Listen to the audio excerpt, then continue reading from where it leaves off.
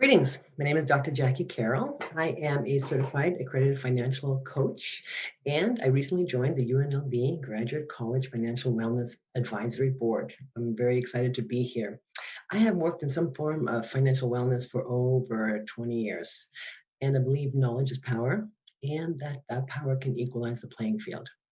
This is part one of a two-part session on identity theft. I'm going to talk about what identity theft is, when and where it's most likely to occur, how to minimize identity theft, and what to do in the event it happens to you. So let me start out with some startling statistics. 1 out of 5 of us is going to lose money due to fraud. And those numbers are just going to tighten down to 1 in 4. So you can see the chances are pretty good, and it may already have happened to you or somebody that you know. So let's start by first finding out what identity theft actually is. Identity theft occurs when somebody steals your identity to commit fraud. The most common form of identity theft is using your personal information without permission, such as your name, your social security number, or your credit card. Credit card fraud is the most common theft in the United States, and it's the largest component in all states with identity theft except for 4: Arizona, Kentucky, Michigan, and Rhode Island. And there are 2 key ways credit card fraud generally occurs. One is that it's a person making an unauthorized party making charges, or someone opening an account in your name. Like I mentioned, 1 out of 5 people will become victim to fraud. And surprisingly enough, these odds actually increase based on where you live, so your state of residency. So some of you may be thinking, well, I wonder where Nevada fits into that area. Well, Nevada is 5th highest in the nation. 4th is Maryland, 3rd is California, 2nd is Florida, and 1st is Michigan. The average median loss is $500, which is the 2nd highest. And of course, the most common identity theft is that credit card fraud that I already mentioned. It's almost 40% of the overall total. And credit card fraud is up by 20% since 2016. And between 2015 and 2019, it increased like 167%. And you may ask yourself, why? Because it's very lucrative. So the things are, you can do something about that. There are actions you can take. And let's start with the first one here. Thieves depend on being able to operate in the dark. The fewer people know about what fraud is, how to use protective measures, the more they can get away with their crimes.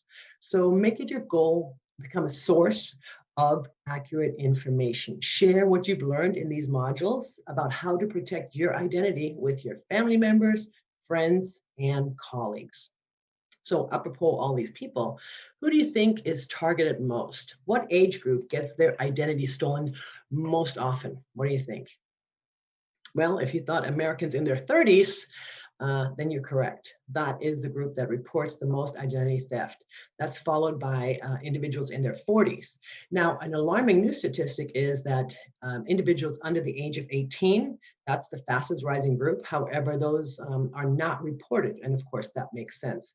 There's something you can do as well. So if there is, if you think that somebody may have used your minor child's identity to open up accounts, you can actually check a consumer credit report, because anytime a social security number is used to open an account, a credit report will be generated. So, if you think that has happened, check a report and you'll find out if it did happen, and then you can clear it up. So you might start by contacting the police and, to start with that process.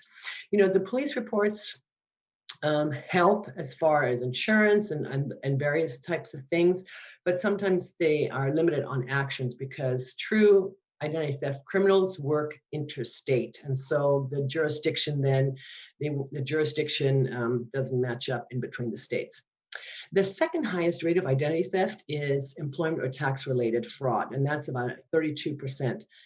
So tax-related fraud is when somebody uses your social security number and files a tax return in your name and they get your money. The best way to avoid that, of course, is to file as early as possible. Tax thieves who obtain your information will try to beat you to it, and getting the money back is not easy and it's not timely. There's no guaranteed way to avoid becoming a victim of identity theft. We're all aware of data breaches and hacking attacks, and we can't control those. Even according to the Identity Theft Resource Center, their most recent report on data breach report, almost 11,000 such data breaches occurred and impacted more than 1.6 billion compromised records between 2005 and 2019. That is a lot. But you know what? You can take steps to reduce your overall risk, and in particular in the online environment. And you can even take steps to make your information less valuable to criminals who may access your personal information. And we're going to talk about these next steps in the next session.